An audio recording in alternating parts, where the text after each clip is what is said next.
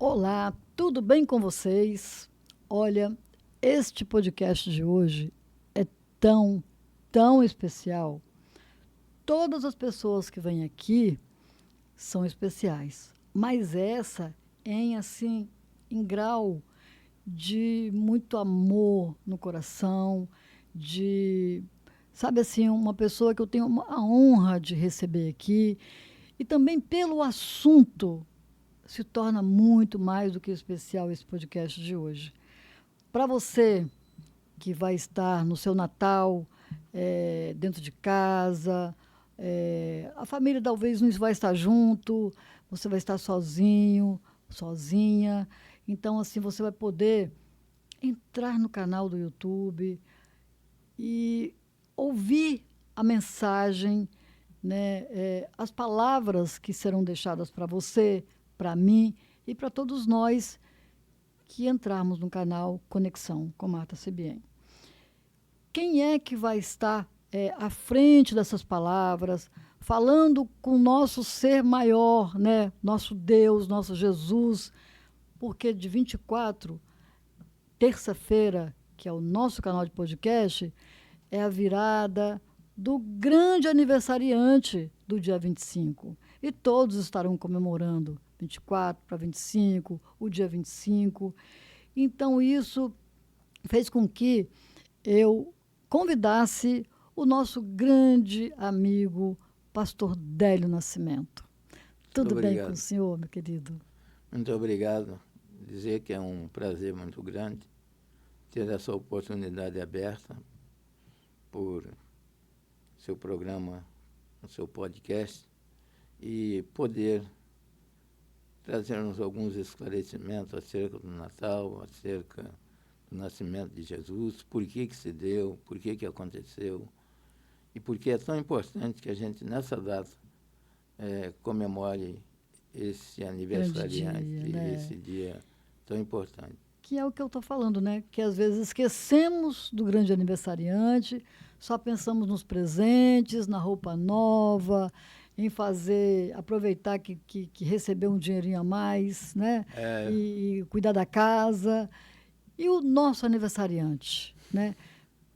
Se eu estiver errada, pastor, você me corrige, mas na verdade o aniversário de Jesus não é 25 de dezembro, né? não, Historicamente, né? não. Mas é o momento que a gente tira, né? Que foi tirado para fazer essa comemoração. Sim, Então, por que não atentarmos para o aniversariante, né? é interessante. Estávamos agora há pouco, um pouquinho antes de começarmos aqui, né? Nós tivemos um pouquinho, né? Um bate-papozinho ali e eu gostaria de fazer uma reflexão. Esse podcast de hoje é uma reflexão. Eu hoje não vou aqui, se eu for falar sobre a vida do pastor Délio, quem é o pastor Délio, como que ele chegou, como foi a conversão, ou se ele nasceu evangélico já. Isso aí daria uma tese de doutorado, né, pastor? Mas hoje nós vamos falar sobre realmente uma reflexão a respeito dessa data, dos seus sentimentos. Quantas pessoas, pastor, estão sofrendo? Quantas pessoas, não é só a dor física, mas a maioria é a dor da alma, né? Sim, E às vezes precisa de parar um pouquinho e pensar sobre esse aniversariante do dia 25, né? sim. Por isso, eu senti no meu coração de estarmos aqui com o pastor Délio, eu busquei o pastor Délio, que também foi um sentimento de coração, né? De buscar o pastor Délio. Sabe quando você fala assim, quem eu chamo para fazer isso? A primeira pessoa, pastor, foi o senhor. Agradeço. Então, quando a gente sente isso, a gente não pode desprezar, né? Se a Verdade. gente está sempre em sintonia com nosso Pai e vem a pessoa, então é essa que a gente tem, né? Sim. E felizmente o senhor pôde vir. Eu sei que você tem uma agenda também, né, apertada, mas então eu agradeço. Então vamos lá, vamos começar a pensar nestas pessoas, nos dias atuais, como estão essas pessoas, especialmente, pastor, depois do Covid, né?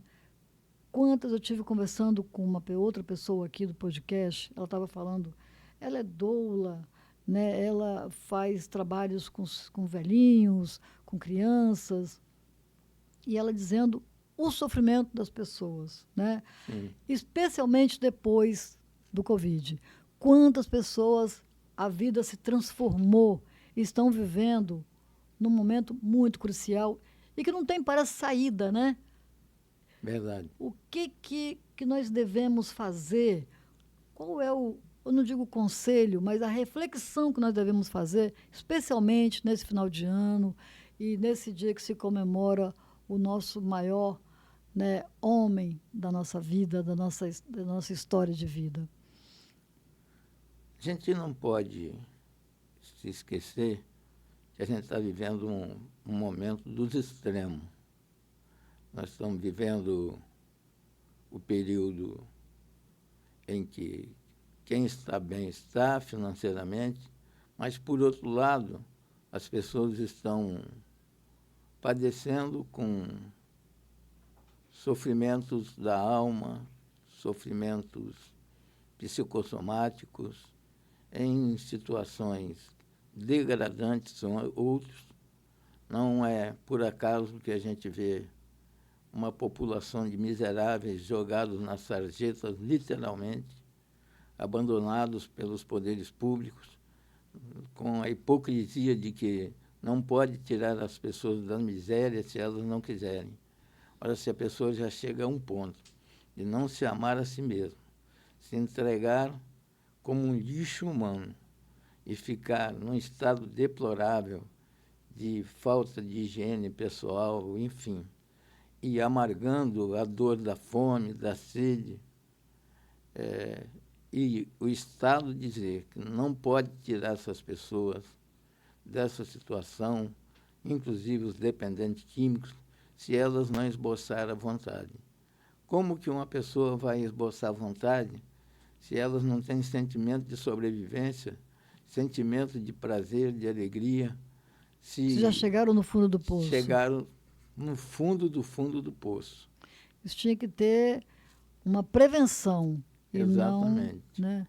E nós vemos, por outro lado, num período de extinção, tipo a parábola do bom samaritano, quando as pessoas passam e até já olham com um olhar defensivo, com gesto de se defender, de afastar dessas pessoas. Sim. Natal veio para trazer muito mais do que esses meros sentimentos. O Natal tem uma profundidade maior, porque trouxe o direito da vida eterna para cada um de nós, através de nosso Senhor Jesus Cristo. Não tem nada a ver com o tal do Papai Noel, para mim é uma hipocrisia.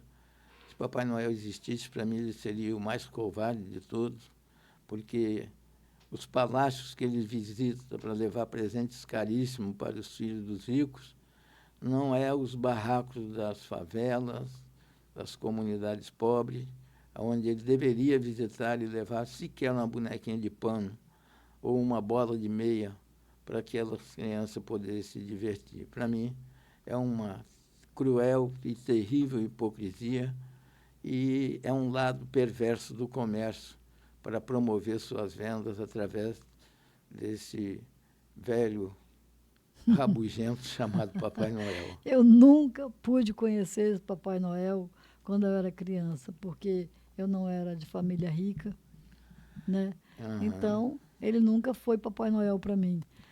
Né? Eu sempre recebia, lá em casa, muitos filhos, né? Nós recebíamos brinquedos de uma família muito rica que tinha usado o ano inteiro e já estava quebrado, então era para a gente consertar. Esse Papai Noel era bem perverso, mais perverso do que só dava os quebrados, os velhos para a gente consertar. Entende? Eu tive uma infância muito difícil, né? Eu sou filho de mãe solteira, minha mãe lutou como uma heroína, me cuidou até onde pôde. Depois ela não pôde mais continuar comigo, minha bisavó passou a me criar, depois a minha avó, até falecer depois que eu já estava casado. Eu ficava naquela história, a família muito católica. Então, quando chegava no Natal, eu botava um bilhete no sapato, botava na janela, botava debaixo da cama. E sempre na serra, em época de dezembro, habitualmente chovia. Hoje já não está tanto assim. Sim. E aí amanhecia o dia naquela ansiedade de criança, eu abria a janela e ia ver o sapato cheio d'água e o bilhete encharcado. Oh. E nada. Aí eu olhava para a rua, já estava algumas outras crianças correndo com brinquedos bonitos, com carrinhos, com aviãozinho, com Se sentiu rejeitado ônibus. desde E pequeno? aí eu me sentia desprezado, rejeitado pelo Papai Noel. Então, esse Papai Noel criado é uma criação injusta. Por isso, essas campanhas aí junto aos Correios, para doação de presentes, só para que essa mentira não caia. Entendi. Entendeu? Então, é lamentável essas coisas. É. Se for olhar do ponto de vista psicanalítico, psicológico, é uma coisa assim de causar um extremo trauma, né? De rejeição da mais absoluta. Sim. Né? Você, criança, com 5 anos, 4 anos, que eu tenho uma memória boa, eu me lembro de acompanhar a procissão no colo da minha mãe, querendo dormir, e não conseguia porque o som da voz dela, dos pulmões dela, no meu ouvido, não me deixava dormir. Uhum. Então, né, e a procissão percorria as ruas da Serra. Eu me lembro disso com muita clareza. Então, me lembro muito das coisas que aconteceram comigo bem infante. E mulheres foi muito bem presente na sua vida. Sim. E parece-me que mulheres boas, né? Sim, eu tive um cuidado da minha mãe. A minha mãe me levava, ia lavar roupa para fora e há uma lagoa, hoje está tudo assoreado, já acabou, Uhum. e num lugar chamado Peral, ela lavava roupa, botava, ela mesma me contou, ela botava um lençol, me botava em cima e do lençol, enquanto ela lavava roupa, as formigas me incomodavam, eu começava a chorar, ela ia lá para tirar as formigas, para me limpar o lençol, local, tirar né? as formigas. E ela me contava de uma senhora chamada Dona Nísia. Eu hoje sou vizinho dos netos dela. E quando minha mãe passava com a trouxa de roupa na cabeça e comigo no colo, ela sabia que minha mãe ia lavar roupa. Quando dava ali para meio-dia, ela chegava com um prato de farofa de feijão, um pedaço de carne seca assada na brasa, e a minha mãe, então, comia, se alimentava, e ela disse que ela pegava a água da fonte, botava no prato, fazia um pirãozinho com aquela farofa de feijão e botava na minha boca. Ela dizia que parecia que eu queria comer o dedo dela junto com a papinha fome, do feijão, né? com farinha. Então foi assim, algo que... extraordinário. Eu tive uma infância, um nascimento muito difícil, de vida muito difícil, né? Mas, por um outro lado, eu tive um menino que nasceu de uma mãe solteira porque o pai não era humano. E essa criança nasceu de forma extraordinária, foi obra e graça do Espírito Santo, por quem ela concebeu e gerou, que é o grande Emanuel, o Deus conosco, nosso Senhor Jesus Cristo, nosso grande Salvador. A Ele, para Ele. E por Ele. Toda honra. E glória. Toda honra. E aí, eu me arrepio. Eu tenho, sabe assim, um grande amor por Jesus Cristo, sabe? Eu também. Não tem outro homem na face da terra que viveu aqui que me inspira tanto quanto ele. Com Sim. tanta sabedoria e propósito, né? Se não fosse por ele, nós estaríamos perdidos, né? Falar em perdidos, pastor, Não dá para falar sobre saúde mental, sobre paz, sobre refletir sobre todas essas coisas, se nós também não pararmos e analisarmos a respeito do que está acontecendo no mundo, né? Sim. Por exemplo, como é que estão? Você tem lá os seus fiéis, né? Muita gente na sua igreja. Aqui a gente tem alunos, aqui a gente tem pacientes, né? E a gente percebe a inquietude, né? As inquietações das pessoas. Sim. Nós temos lá no comércio um Papai Noel perverso, uma estrutura, né? Que a gente conhece. E nós temos a real, né? Lá é o coletivo, aqui é o pessoal, de cada um, né? Que a gente Sim. passa, que a gente vê, que a gente conversa. E a gente vê muita preocupação com as guerras, né? Sim. Está longe, mas está perto, Sim. né? São nossos irmãos.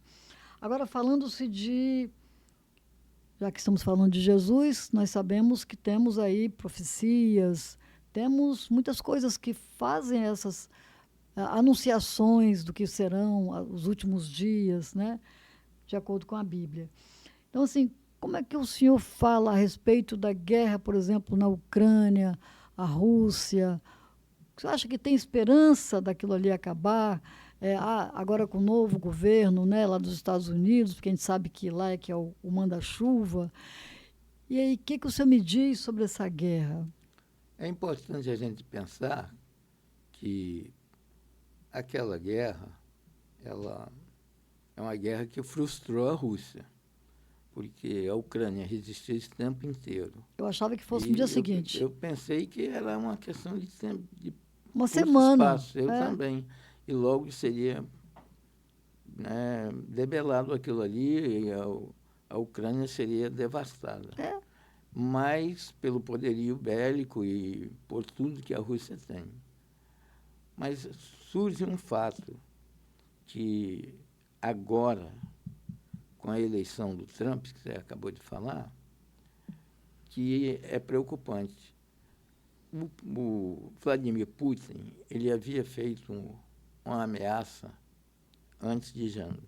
Se fornecerem mísseis intercontinentais para a Ucrânia e se disparar contra a Rússia, nós responderemos com artefatos, com bombas nucleares. Isso Putin falou. Putin falou. Se a Ucrânia aceitasse, disparasse alguma arma, né, contra os Estados Unidos, a Rússia, ele falou isso, ele declarou isso. Declarou isso. Então, o que acontece? Com a eleição de Trump, uma das primeiras medidas do Biden foi exatamente fornecer os mísseis intercontinentais para... Antes de sair, né? Antes de sair. Já mandou para a Rússia esses mísseis, para criar uma situação de ingovernabilidade ou de dificuldade no governo de Donald Trump. Uhum. O resultado disso é que, não bastando ter enviado o míssil, a Ucrânia disparou um míssil intercontinental contra a Rússia. Será que o Putin vai realmente? Ele afirma que ele vai responder. Aí eu digo, se isso acontecer, nós estamos entrando na Terceira Guerra Mundial. Uma guerra nuclear não tem outra característica a não ser uma guerra mundial. Olhando à luz da melhor exegese e à luz da hermenêutica, e da própria teologia, a escatologia bíblica nos mostra, segundo Armínio, que a igreja não passará pela grande tribulação. Antes da tribulação, Jesus volta e arrebata a igreja. O que é a igreja? A igreja, ela é a denominação chamada pela Bíblia de Assembleia dos Santos. Ela é interdenominacional. Então, nós temos batista, presbiteriana, assembleia, pentecostal e tal, e tal. Isso não importa, a igreja Não, é o ela é a povo. Universal Assembleia dos Santos. Esse é o nome que a Bíblia dá para a igreja. Porque de cada uma denominação desta, serão tirados Povos, os crentes pessoas. que estão enquadrados dentro das doutrinas da igreja. Então, Da Bíblia, né? e da Bíblia, na verdade. Então, com com esse evento prestes a acontecer, o mundo passará por um processo nunca visto e jamais passado. Ocorrerá, porque existe muita coisa na Bíblia que são literais, existem outras que são metonímia. E na metonímia você tem coisa que aparentemente é literal, como por exemplo, que muitas pessoas acham que é literal, mas não é. O caso, por exemplo, quando Jesus diz assim: isto é o meu sangue, este é o meu corpo. Ele está fazendo uma metonímia aí. Sim. Porque ele ainda diz assim: Um simbolismo, né? Eu não vou beber desse fruto mais da videira até o dia que beba convosco no reino de meu Pai. Então, e isso só se dará na ceia das bodas do Cordeiro, que ocorrerá exatamente após a igreja ser arrebatada. Ela passa pelo tribunal de Cristo, não é um tribunal de julgamento, é um tribunal de recompensa, onde os crentes serão recompensados pela fidelidade deles, pela vida de fé deles, e serão introduzidos no salão do céu para participar da ceia das bodas do Cordeiro. No E pasmem-se, grande banquete. o grande banquete, pasmem-se, ele é que nos servirá essa ceia nos céus. Caramba. Então, ele parece tão distante quando está tão perto. Sim. E as pessoas é que estão muito distante dele. Então, voltando à questão, ocorrendo este disparo dessa ogiva nuclear, os Estados Unidos vão responder, principalmente pelo temperamento do Trump. Uhum. A gente sabe que ele já falou que ele acabaria com essa guerra.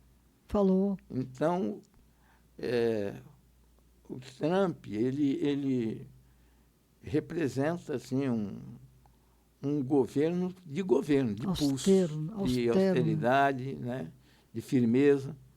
E o Biden, né, provavelmente debilitado não apenas pela idade, mas por alguma doença neurológica, alguma coisa desse tipo, né, até psiquiátrica mesmo, pode, né, deixou ele um pouco lento, às vezes até em entrevistas sonolento.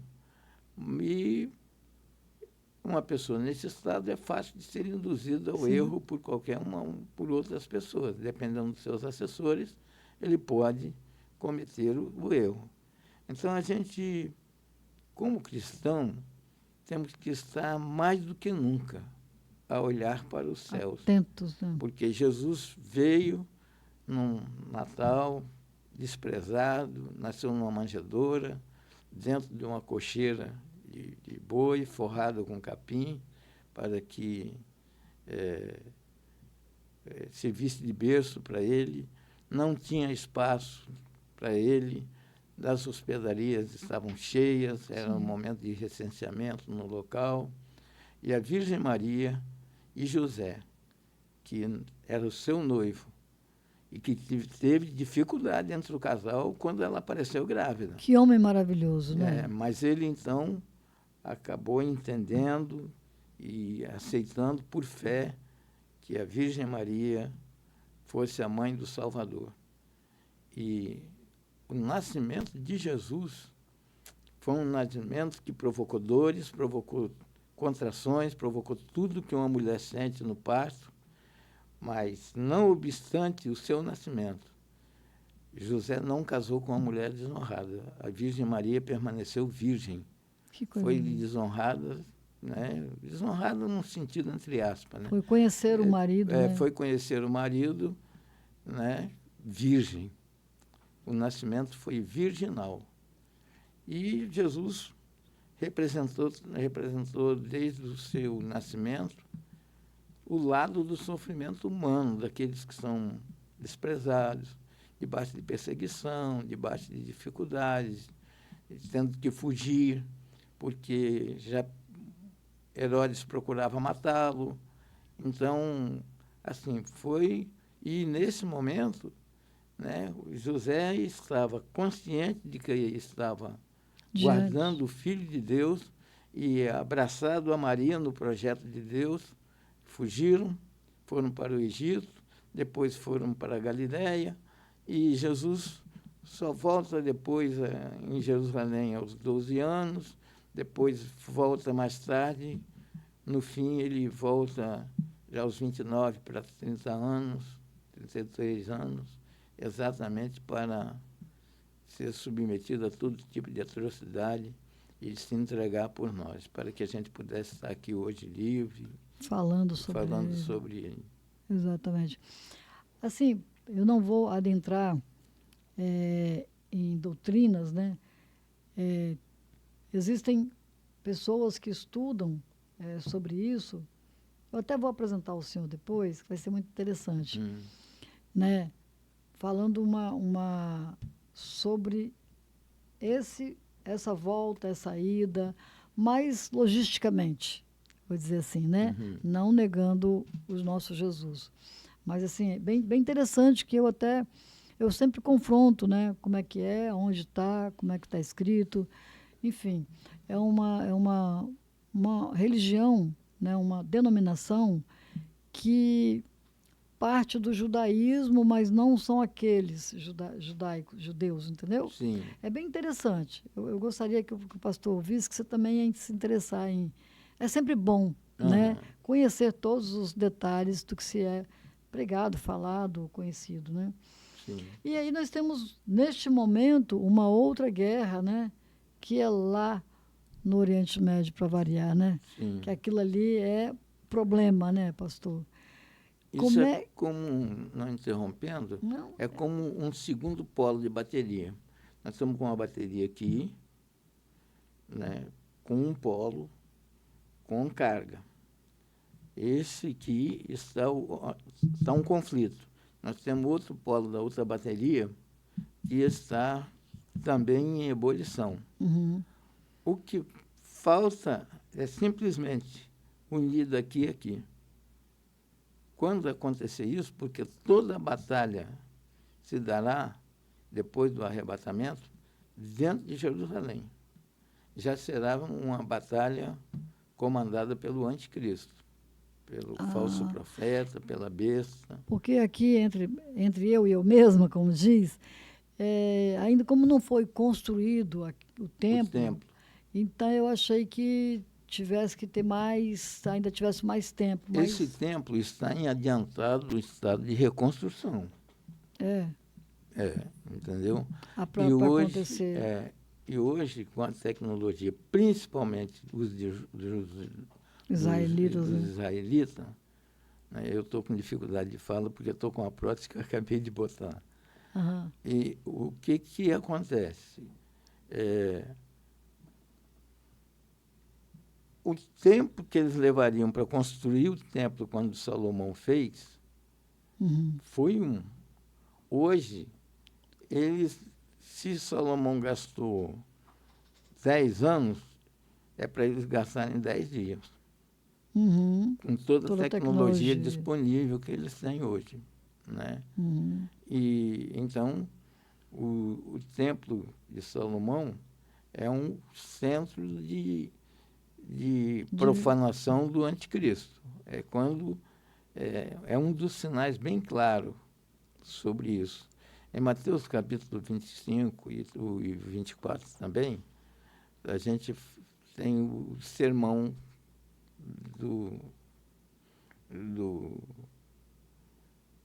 o sermão do fim. Jesus, o Sermão do Monte? Não, o Sermão do Monte está em Mateus capítulo 7. Mas ele pronuncia ali, é pronunciado sobre o fim, né? Em Mateus capítulo 24, Jesus fala, e ali fala para Israel e fala para os judeus, mas é mais para Israel. Porque naquela época ele só tinha o judaísmo para ele se referir. Ele estava se referindo aos judeus. Então, o arrebatamento da igreja, ele se dará de uma forma que as pessoas não vão perceber a tirada da igreja. Vão sentir, mas ver não vão. Sim. Porque os crentes vivos, em primeiro lugar, como está lá em Coríntios e também em Tessalonicenses, escrito por Paulo,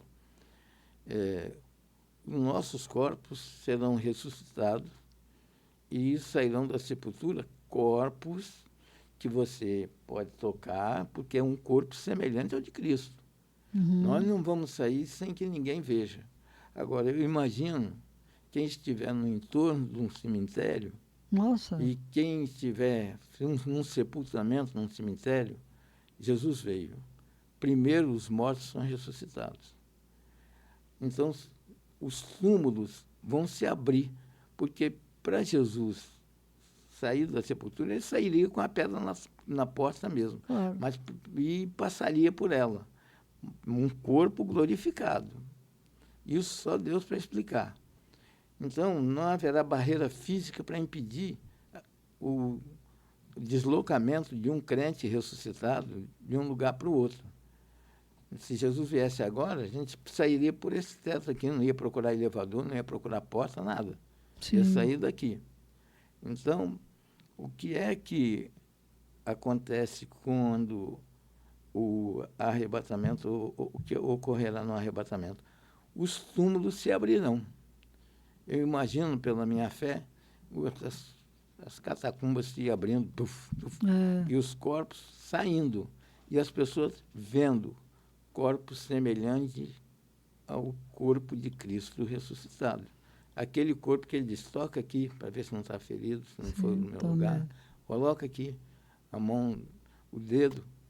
Então, para Tomé, o incrédulo, então, ele comeu depois da ressurreição, ele falou com pessoas.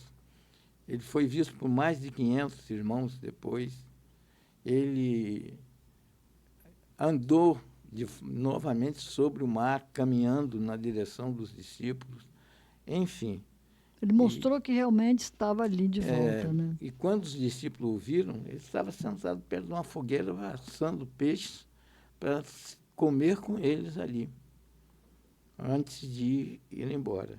Então, é um corpo semelhante a esse nosso, porém glorificado igual ao corpo de Cristo.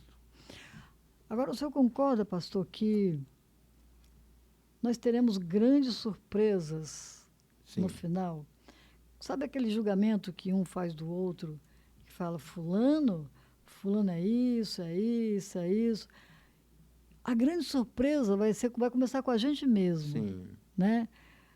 Lá na Bíblia fala, né, Senhor, expulsamos demônios em teu nome, falamos isso, fizemos aquilo, fizemos milagre, né? Aí ele vai dizer, nunca vos conheci, né? Então, eu acho que vai ter muita surpresa. Eu costumo dizer o seguinte, que nós vamos ter 3 surpresas. A primeira surpresa é a gente descobrir que, graças a Deus, a gente chegou. Essa é a grande surpresa. A segunda surpresa é a gente ver no céu quem a gente jamais imaginou que veria. E a terceira surpresa, não ver no céu quem a gente mais pensou que veria. Que teria certeza. Exatamente. Eu vi um filme, pastor, um filme de categoria espírita, e isso me levantou essa questão, sabe? Um médico, ele achava que ele era o bambambam, e ele foi para o outro lado, e lá ele queria continuar a ser esse bambambam, humilhar as pessoas, sabe? Ele achava que ele que sabia tudo, ele detinha todo o conhecimento. Sim. E lá não tinha nada disso, né? Ele tinha que ser lá do comecinho, né? Fazer tudo que todo mundo estava fazendo. E aí o tempo foi passando lá no filme, e aí ele passou por um lugar, onde estavam as pessoas boas. Ou seja, ele foi depurado bastante, sofreu muito para passar. Quando ele chegou lá, ele não viu ninguém que ele imaginava. Mas quando ele olhou no cantinho lá assim, ele viu uma senhora que era paciente, que ele não gostava de atender aquela mulher. Ele mentia para ela, ele mandava dizer que ele não estava. E você sabe o que ele ouvia ela falando? Do outro lado, ele ouvia: Senhor, tem misericórdia do doutor fulano. Ajuda ele para ele ficar sempre bem, para poder também ele poder me atender, porque ele mandava sempre uma desculpa que ele não estava bem, ou que ele estava muito ocupado, que ele não sabe assim. Sim. E ele ficou pasmo quando ele viu aquela senhora orando. Era a única que ele mais desprezou, mas que lembrava dele nas orações. Sabe, isso me fez pensar. Eu já pensava sobre essas, né, essas grandes surpresas, mas assim, parece que se tornou real. E isso vai ser muito surpreso, né? A gente imaginar, né, fulano, ciclano. Nesta vida, a gente tem experiências que vão se parecer muito com esse dia. Quantas vezes eu tenho uma história real na minha vida, que eu sempre conto isso para as pessoas, o fato de você olhar e rotular, né? Sim. E eu tive uma surpresa, assim, eu participei de uma... Quando eu fui para o CVV. Então, muita gente, depois foi assim, entrevista, reunião, até ficar os que realmente iriam ficar. E eu com uma colega, na época eu tinha uns 30 anos, né? Eu não sei nada hoje, lá eu não sabia menos ainda. E aí eu olhava para minha colega e dizia assim: olha aquele sujeito lá, vê se ele vai ficar. Ele só vivia, pastor, com um óculos bem aqui na ponta do nariz aqui, um senhorzinho. Ele ficava assim olhando, assim, calado, só olhando para as pessoas assim. Mas você não dava nada por ele. Nada. Qual foi a nossa surpresa? Que no último, quando as pessoas queriam ficar, ele estava junto. E nós começamos, na época, assim, a apresentação. Eu me lembro como se fosse hoje, me marcou muito. Aqui começou com um senhor chamado Luiz, um senhor jovem. Moro em Campo Grande, sou contador. Foi falando sobre ele, foi falando, aí chegou em mim, eu me apresentei, minha colega, e fomos. Quando chegou lá nesse senhor, que eu gosto dele pra caramba, né? Não tem problema citar o nome dele, ele disse assim: eu sou Antônio Santana, assim, com essa voz. Sereno. Eu sou Antônio Santana, eu sou médico, diretor do Dório Silva, eu sou jornalista, advogado, e à noite eu toco, porque eu amo música. Pastor, eu tive vontade de me enfiar debaixo da mesa, sabe? Então, assim, isso foi um despertar que eu jamais esqueci, né? Então, eu sempre, olha quantos anos tem, eu sempre olho as pessoas sem julgamento, sem aparência. E depois eu trabalhei em vários lugares, mas uma delas era muito exigente quanto a isso, que era vendas de veículos, né, na Ford. Então, olha, dinheiro não tem aparência. Sim. Quem vai comprar não tem aparência, você não tem que olhar isso. Se ele entrou na concessionária, ele está interessado num carro. E você vai tratar ele como se ele tivesse vestido num terno. Sim. Né? Pode entrar de chinelo, porque vai aparecer muitas pessoas que são do campo e que não se importam da maneira que se veste, né? Ou que não seja lá rural, mas é simples, não precisa, né? Não tem necessidade de usar um terno ou grandes coisas. E assim também aconteceu, e teve outra experiência. Dessa vez eu já sabia, né? E aí me chega lá às 7 horas da noite, eu quero esse carro. E eu estava no plantão, eu falei assim, pois não. E ele rodava o carro, pastor, rodava em volta do carro. E falava assim, olha só, você leva esse carro embora para mim quando eu comprar? Eu vou vir comprar aqui amanhã. Mas eu não sei dirigir, não, estou comprando para minha filha. E ele estava assim com um jeitinho de que ele tinha bebido. Mas eu tratei ele como se ele tivesse de terno e gravata, sabe? E aí, pois não, ele mostrava o carro. E ele me fazia a mesma pergunta várias vezes. E eu, assim, já cansada, querendo ir embora, mas tratei ele super bem. E ele foi embora. Esqueci. Eu pensei, ele não volta, né? Ele nem sabe o que ele estava falando aqui. Uhum. Quando ele chega no outro dia, ele chega com uma outra pessoa, um senhor. E aí eu vi lá no salão, assim, ele me procurando, me procurando. Quando ele me viu, ele fez assim e se aproximou, sabe? Olha, você não vai precisar de levar o carro para mim, não, porque eu trouxe meu cunhado, né? Uhum. Ele vai levar o carro. Pagou em cash, passou. Contou as notas assim, em cima da mesa do gerente, assim, ó. Um moço que me parecia que estava ali só porque tinha bebido, sabe? Uhum. Então, assim, você vê tanta coisa. Nós somos como uma pedra bruta que a gente vai sendo lapidada. E essas experiências são as lapidações, né? Aí você vê aqui, você vê ali. Como é que a gente vai rotular? Né? Não podemos nem julgar, nem rotular. Nós temos que tratar o ser humano como ser humano. Né? E eu costumo dizer na minha casa, pastor, que eu tenho os meus eu trato tão bem quanto eu trato os outros, porque eu faço de conta que tem Jesus ali do lado, ou que é Jesus que bateu na porta que entrou. Então, se eu tratar os meus mal, sabe, eu já comecei errado, né? Eu tenho que tratar, eu trato minhas filhas do jeito que eu trato o Felipe, do jeito que eu trato o senhor, do jeito, sabe, sem grito, com Sim. respeito, né? Que são os meus, da família, né? Então a gente tem que ter esses exemplos na vida. A gente tem não é um defeito porque é bíblico, né? Jesus disse que pelos frutos se conhece a árvore. Mas acontece que a gente julga sem conhecer fruto. É, Julga pela aparência, pela aparência. entendeu? E aí quando você julga pela aparência, você acaba cometendo injustiça, você acaba discriminando a pessoa, Exatamente. né? E hoje nunca foi tão complicada essa questão da discriminação quanto hoje, porque o que parece ser bom não é. Eu sou negro, mas eu não aceito que me discrimine, discriminando,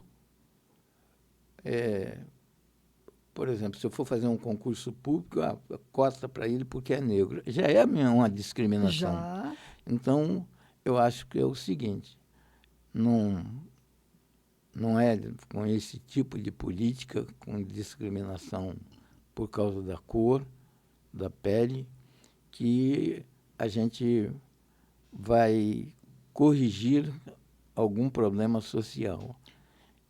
quando tem essas cotas, vamos dizer assim, é porque já existe a discriminação, Está na cota, né? exato. Se eu preciso colocar 30% de mulheres no partido, é porque existe a discriminação com a mulher, Uma mulher. né?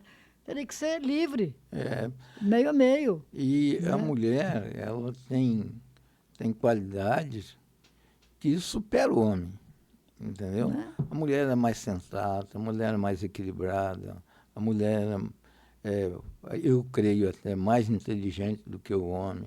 O homem é mais na base Na força, na da força, da testosterona. bruta. É, eles, né, é mais É, testosterona, é são, mais isso, para. são intempestivos. A mulher não, a mulher é mais moderada, é ponderada, né? E E você tem exemplo com as mulheres da sua vida, né? sim, né? Então, a gente, eu vejo isso, né? Com a minha esposa, uma carneirinha, uma ovelha, né? Minha mulher, Mas está paga atenta para a não tudo, está falar, né? ligada a Mas tudo, né? é tudo. E às vezes, né? Perspicaz, né, pastor? Quantas vezes uma coisa que eu fiz, nem percebo, às vezes até uma palavra que eu dei na igreja, e às vezes na hora que a gente deita, aí ela falou assim, hein, você não deveria ter feito isso não. Eu digo, o quê? Mas você falou isso. Eu não acho que isso ficou bem, não. Você não deveria ter falado isso, não. Eu falei, nossa, pai do céu, você tem razão, minha filha, mas agora já foi, já falei. Não tem Tendo uma como. oportunidade, eu vou tentar me corrigir. Então, e ela, assim, é compenetrada, Com desde filhos, solteira, né? com filhos, faz Filho. aquele, É, né? a gente criou 8 filhos biológicos legítimos. Criamos uma menina que nos deu mais 2. A menina tem déficit intelectual. Inclusive, Vidigal, analisando ela, e o Dr. Rogério Guasti também, ele disse que Vidigal até olhou a calota craniana dela por trás, falou, pastor, essa menina, ela costuma, quando o senhor bate nela, corrige, o senhor depois chama, ela fica emburrada, não vem? Digo, não, vem com a mesma alegria, como se não tivesse acontecido nada. Ele falou, não adianta bater, não adianta fazer nada disso com ela. A menina tem cérebro infantil. A calota craniana dela não cabe um cérebro normal. Então, mude a forma de tratá-la. O Dr. Rogério Guasti disse que ela tinha uma disritmia e que deveria ser tratada. Ele passou a medicação, mas ela jogava fora, não tomava. É mesmo. Igual criança, né? E aí acabou engravidando cedo. Me deu uma primeira netinha que acabou, ela sumia, a menina ficava lá com a gente saía procurando mães que estivessem amamentando para amamentar a neném. E com isso ela ficou com a imunidade baixa, contraiu uma pneumonia, seguido de uma bronquiolite, e não resistiu, faleceu. Aí ela me deu mais uma menina e me deu um menino. Que para mim, para pessoas de fora, não dá para fazer tal julgamento, porque o tratamento é literalmente igual. Sim. Mas o meu sentimento no coração por eles é de pai com uma carga de sentimento de dó, de compaixão, porque eu não sou o pai legítimo deles. De repente, isso reflita em mim um trauma da minha infância, Sim. porque eu não tive esse pai amigo junto de mim. Sim. Então, eu procuro ser o pai amigo, igual para eles, entendeu? Os netinhos que ela me deu, a menina, E o menino? que tem um casal, me deixa com sentimento igual a minha netinha da minha filha caçula e das outras. Então, é algo assim que não sei se a psicologia explica que Eu ia seja falar se Freud explica com relação ao meu seu passado, né? Ou se é mesmo um sentimento cristão que Deus colocou no meu coração. Junta tudo, né? Se reflete, se você sozinho, né? Olhando assim coletivamente, num todo, é o Cristo que tem dentro de você, essa pessoa que você é. Mas olhando lá no seu inconsciente, na sua infância, com certeza você quer compensar, dando, né, o que você não teve. Isso te faz feliz, te deixa, né? É um ser humano. Tem pessoas que pegam, não sabe aquele ditado que fala do limão se faz uma limonada? Né? Você pegou todo o seu sofrimento e tentou compensar de forma, né, bacana, para você se sentir feliz, mas tem gente que faz, né, que continua duro, continua perverso. Não fizeram isso para mim, eu também não vou fazer para ninguém. Pelo contrário, vão fazer maldade, né?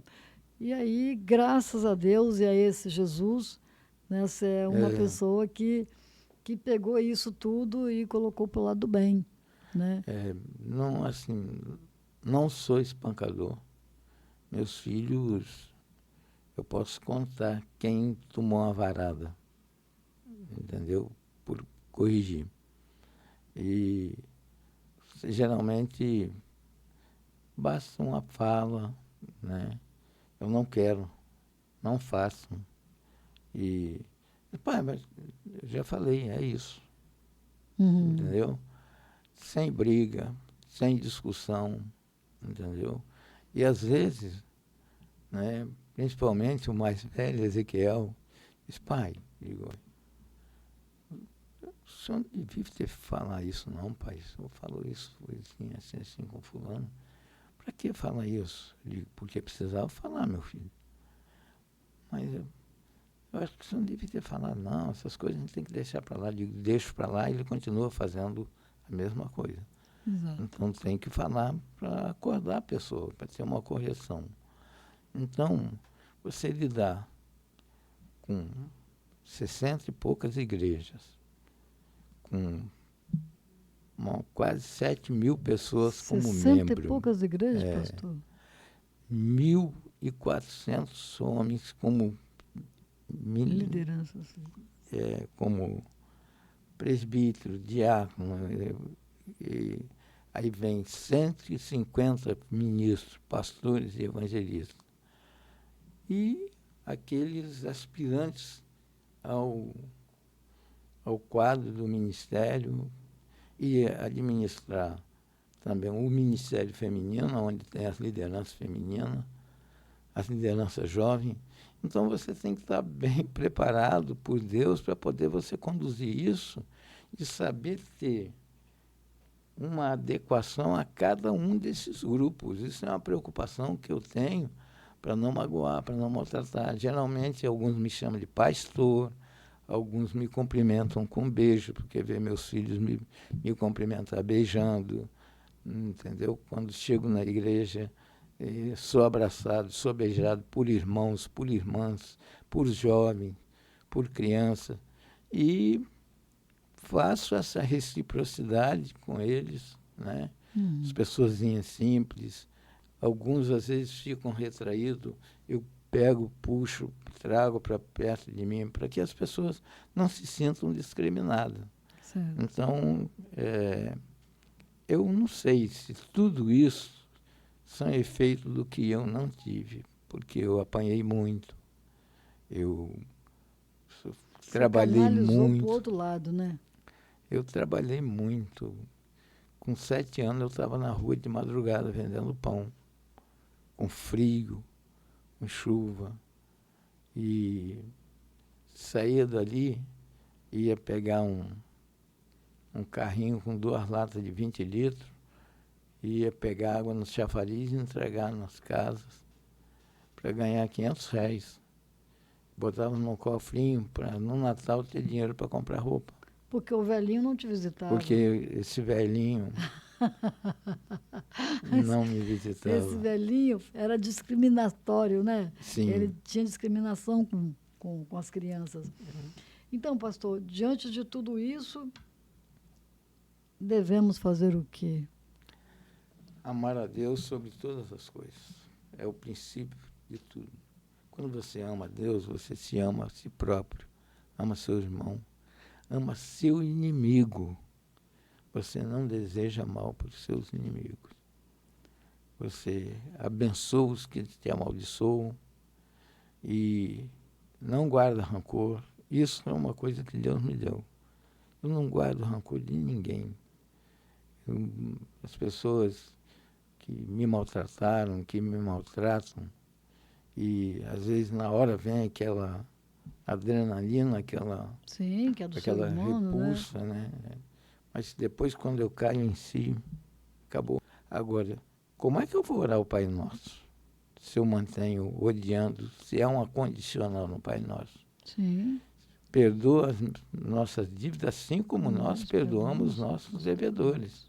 Se eu não perdoo, Jesus nos dá reforço. Também não serás perdoado. Então, a gente precisa crer no que lê. Claro. E viver aquilo que lê. Então, eu não guardo esse rancor de ninguém. Tenho facilidade de conviver, olhar no olho. Quer dizer, eu Se não... Jesus faz isso, Pois por que é. nós não, né? E eu não sou patrão. Eu digo, eu sou. Não sou... Vocês não são servos. Eu sou conservo. E quando Jesus entrega a carta aos pastores no Apocalipse, ele não entrega a igreja a pastor, ele entrega o pastor à igreja. E essa é a grande diferença. Quando eu sou entregue para a igreja, é como se, por exemplo, é Natal. Você está pensando, vou dar um presente a meu filho ou a minha filha. Aí você vai fazer o quê? Vai procurar um espinheiro, pegar um monte de espinho, adornar, pegar um escorpião, pegar uma serpente, botar tudo dentro de uma caixa, e fazer uma embalagem de presente e dizer, toma, é seu. Para quando ela abrir, se ferir nos espinhos, tomar uma picada letal de um escorpião ou de uma serpente. Claro que não. Você vai procurar o que você, dentro das suas condições, tem de melhor. Pega, olha, diz que minha filha merece isso, meu filho merece isso. Eu acho que, para ele, eu acho que fica melhor isso. E leva um tempo, mais para escolher para ele do que o tempo que você leva para escolher para você. Então, entendo eu que quando Jesus me deu como pastor para a igreja aos 20 anos de idade, tenho 59 anos à frente da igreja, ele, digo 59 porque desde os 20 eu logo comecei a trabalhar. Uhum. Né? Mas como pastor mesmo, eu tenho 32 anos. Então, quando Jesus me entregou, eu entendo que eu tenho que ser esse bom presente para a igreja. Servir bem aos crentes, servir bem aos membros, atender bem a cada um. Essa é a né? sua função. Né? É a minha função. Senão, eu não sou pastor, patrão, para ser servido pela igreja. E falar de si, né? Tem que falar através do Espírito Santo de Deus. Né? Então, quer dizer, eu não quero, não tenho os crentes, porque eu sou pastor. Irmão, o senhor poderia fazer uma limpeza no meu quintal? Eu sei que se eu chamar ele vai dizer que não é nada, me dá trabalho de graça. Não levo ninguém para fazer, capinar quintal, usá-lo como... para mim, não, absolutamente. Muito pelo contrário, tudo que é meu serve à igreja. Carro meu roda para a igreja, o que eu tenho serve à igreja.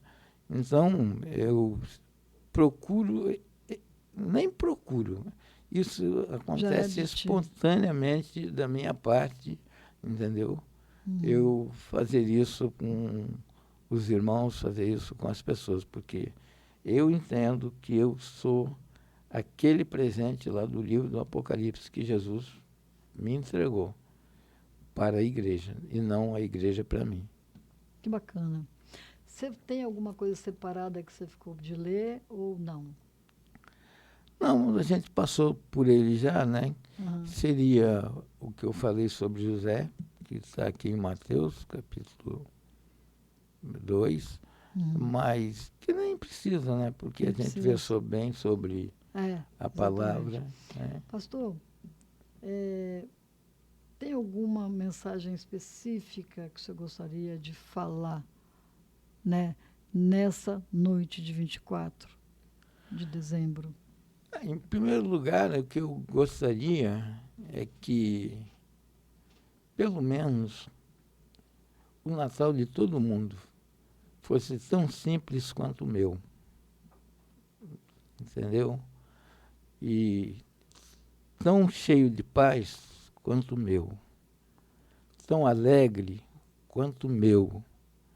Que as famílias vivam, embora a gente tenha imperfeições também, mas que vivam a unidade que eu consigo viver com a minha prole.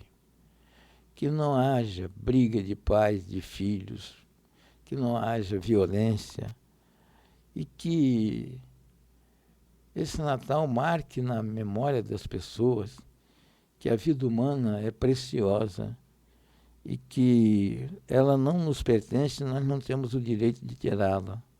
Porque nunca vi, ao longo desses meus 79 anos, tanta violência, tanto feminicídio, tanto matricídio, parricídio, tanto estupro, tanta violência. Né? A gente tem dificuldade até de nominar a brutalidade que a sociedade vive, estando vivendo num dos estágios mais avançados do intelecto humano, com a tecnologia avançadíssima, com tudo isso. Mas a gente sabe que a cultura propriamente dita, ela não passa por caminhos que deveriam passar. A liberdade excessiva, a libertinagem, essas coisas são fatores preponderantes na prática da violência. Por que isso? Eu me lembro, no meu tempo de escola, a gente estava jogando futebol na rua. Uma professora vinha passando, a gente parava a bola, esperava a professora passar, entendeu? A gente estava sentado, batendo papo numa calçada, a professora passava, a gente se colocava de pé, a professora entrava na sala de aula, todo mundo ficava em pé. E ela entrava depois, a gente não entrava e encontrava a professora. Ela não entrava na frente com os alunos, ela vinha depois. Às vezes parava no gabinete, a gente entrava e não tinha esse negócio de estar jogando uma coisa no outro, e barulho e grito dentro da sala de aula. Eu me levantava para esperar Pois é, ela. então ela chegava, a gente estava de pé, aí fazia a oração, era o Pai Nosso, a Ave Maria, né, o colégio, geralmente professores católicos, o evangelho era bem pouco propagado ainda, ainda era bem resistido. Então, a gente passou por isso, chamado disciplina. Hoje, você vê no colégio, a gente era obrigado a ir com uniforme. Me lembro que o uniforme chegou a ter uma gravatinha com os tracinhos que dizia a série de cada um, né? E tinha que levar dever de casa para fazer em casa, trazer. Quando a gente aprontava, a professora botava alguma coisa lá escrito, diz, você vai ficar fazendo isso, ou vai levar e fazer em casa 100 vezes. Devo obedecer meu professor, devo obedecer meu professor. E com a assinatura do seu responsável, seu pai, seja quem for. Aí é a hora que pegava. Chegava com caderno. Meu avô era meu pai. Um cearense duro, severo, entendeu? Ele tinha uma tala de sola de sapato desse tamanho assim, de couro de sola de sapato, que ele chamava de Dona Larga. E ele corrigia a gente batendo, dando bolo, que chamava de bolo na mão. Eles, antes de mim, usavam até palmatória, que era uma madeira toda furadinha e eles batiam com aquela tábua na mão. E essas coisas não violentaram o meu caráter nem a minha forma de vida. E eu tinha que levar isso. Eu fazia o máximo para não ter que a professora mandar eu fazer esses deveres em casa. E aí chegar no colégio e apanhar, porque se eu chegasse sem isso pronto, eu não entrava na sala de aula. Sim. Às vezes você vai voltar. Por isso era pior. Aí era pior. Ou ia para o gabinete e saía depois, uma meia hora depois que todo mundo saiu, para chegar atrasado em casa. Enfim, havia disciplina. Hoje, a desordem, alunos espancam professores, aluno agride professor, agride coordenador e falam horrores e desrespeitam. E como que vai se produzir uma sociedade organizada num país vivendo uma promiscuidade moral de tamanho absurdo como o que a gente vive hoje? A escola pública deveria ser outra coisa.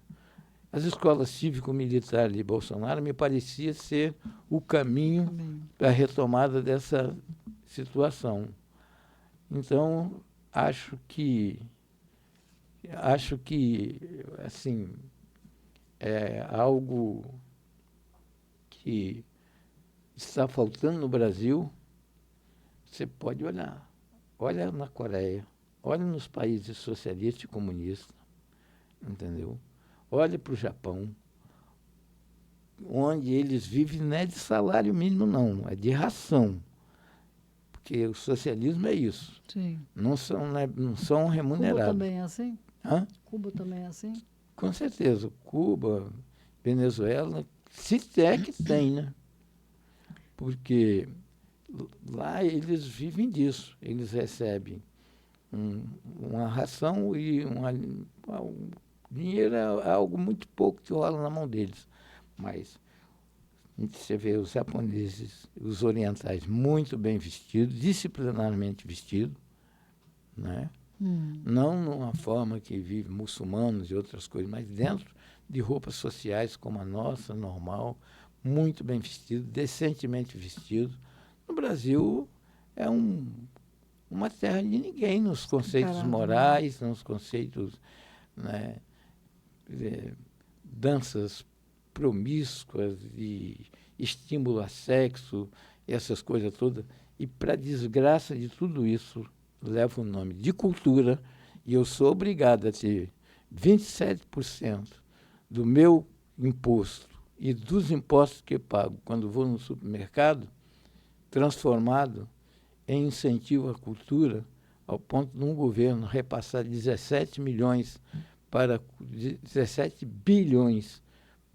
a cultura, para locupletar esses artistas que vivem aí com essas ideologias absurdas. Tudo é arte, E tudo é arte, para deformar.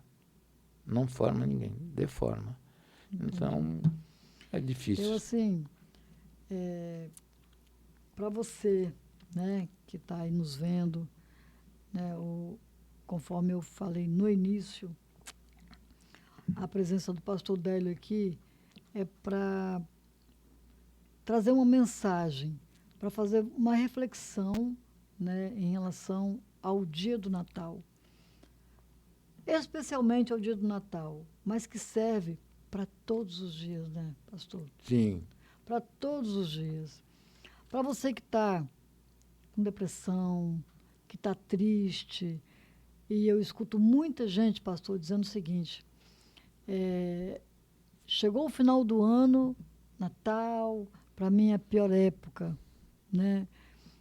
Tenta ressignificar, tenta pensar que passado é passado e que a gente pode pegar esse passado e transformar, né? E ressignificar isso. Porque uma coisa, grava isso, é o que fizeram conosco. Sim. A outra coisa é o que eu faço com o que fizeram conosco. Senão eu vou ficar vivendo de passado. E a vida é um presente. Você gostaria de ganhar um presente? Todos nós gostamos de ganhar um presente. Certeza. Então, viva esse presente. E esse presente é hoje, é agora. O que fizeram, passou. Como eu sempre digo, fizeram enquanto éramos crianças, nos machucaram, né? Então, abraça, acolhe essa criança interior. E você sabia que é comprovado cientificamente que quando nós oramos, várias coisas maravilhosas acontecem no interior. Sim. E a gente, inclusive, renova a nossa mente, ela fica mais clara, nós ficamos sabendo mais o que queremos, as decisões a tomar. E quando a gente está com depressão, eu sei, você não tem vontade de comer, você não tem vontade de orar, você não tem vontade de nada. Mas não precisa sair de onde você está. Fica onde você está.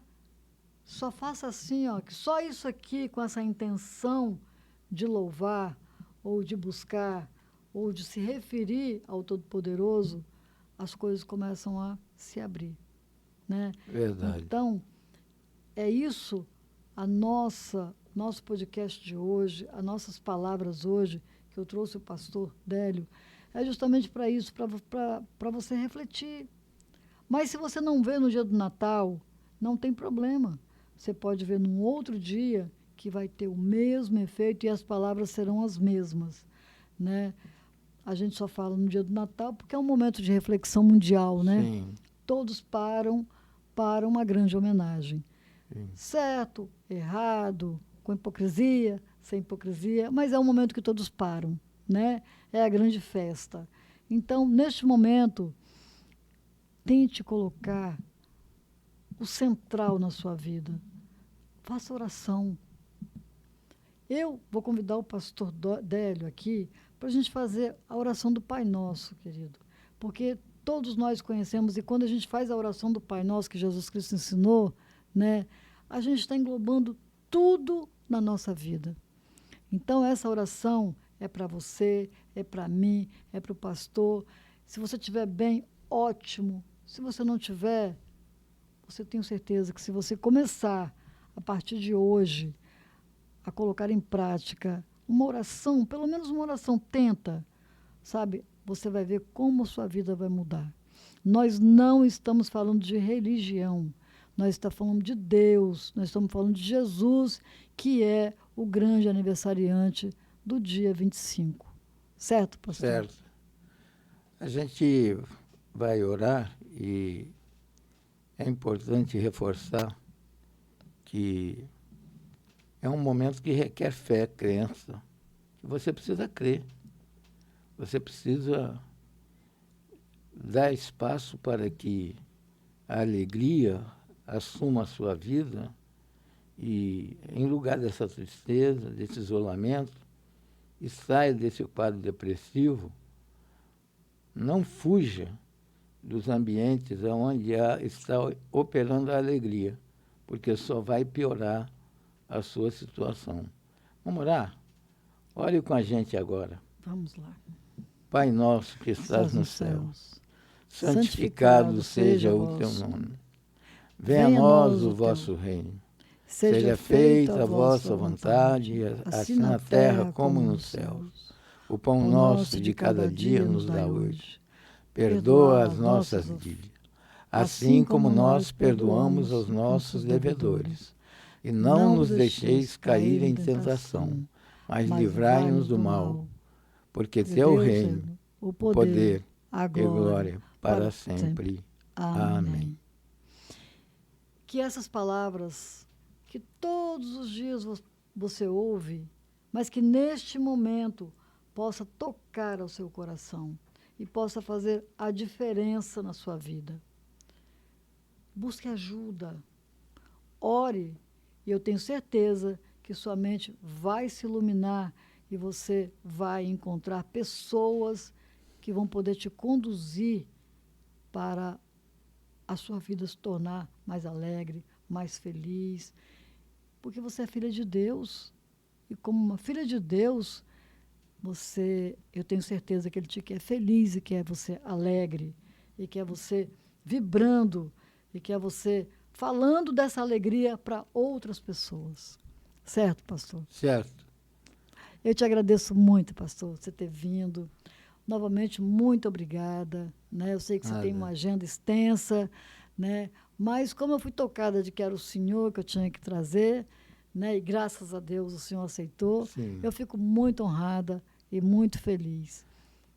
Quero lhe agradecer esse momento, né? Porque é um momento que a gente pode exteriorizar os nossos sentimentos também, né? É um momento que a gente desafoga um pouco dos sentimentos, né? Às vezes algo que está reprimido na gente, e também que ajuda a você a saber que você precisa entender que Deus está do seu lado. Quando você pensa que está sozinho, você não está. Deus tem colocado anjos para nos acompanhar. E creia que Deus está preocupadíssimo com você. Primeiro, porque Ele não quer que você dê cabo na sua vida, porque a sua alma é dele. Em Ezequiel, capítulo 18, 20, ele diz: todas as almas são minhas, tanto a alma do pai quanto a alma do filho. Porém, tem um problema. A alma que pecar, esta morrerá. Então, faça tudo, mas preserve a sua alma, guarde a sua vida, que pertence a Deus. Saia desse quarto, saia dessa cama, saia dessa letargia, desse desânimo, e vá viver a vida, vá viver as alegrias do Natal. Que Deus te abençoe e que possamos, em outras oportunidades, nos encontrar e poder também nos ouvir. Obrigada, pastor. De nada.